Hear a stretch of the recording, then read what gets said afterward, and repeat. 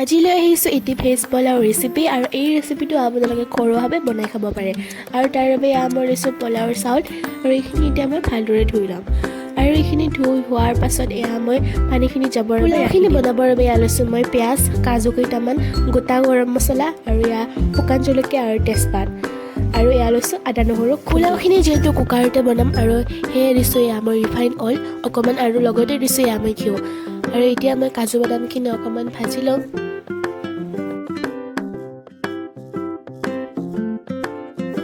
কাজুকেইটা অকণমান ৰঙচুৱা কৰি ভজাৰ পিছতে দিছোঁ মই শুকান জলকীয়া কেইটা আৰু গোটা গৰম মছলাখিনি আৰু এইখিনি এতিয়া মই ভালদৰে ভাজি ল'ম আৰু এইখিনিও ভালদৰে ভাজি হোৱাৰ পাছত মই পিঁয়াজখিনিও দি দিলোঁ আৰু এতিয়া পিঁয়াজখিনি ভালদৰে ভাজি ল'ম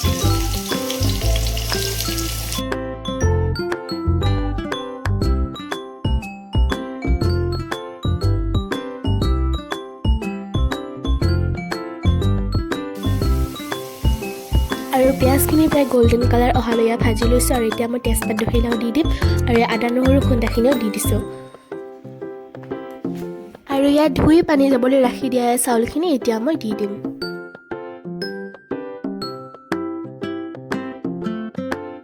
গোটেইখিনি চাউল দিয়া হোৱাৰ পাছতে মই 10 মিনিটমান লাহে লাহে এনেদৰে ভাজি ল'ম চাউলখিনি এনেদৰে লাহে লাহে ভাজিব যাতে চাউলখিনি ভাঙি নাযায় আৰু চাউলখিনি যিমানে ভজা হয় সিমানে পোলাওখিনি ভাল হয়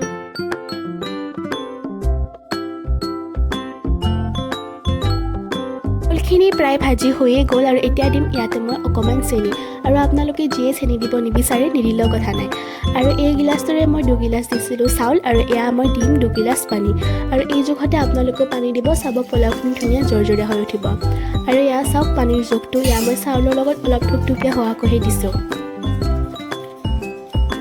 তাৰপিছত দিলোঁ মই নিমখ আৰু এতিয়া এইখিনি মই এটা চিটি অহালৈ ঢাকন মাৰি ৰাখি দিম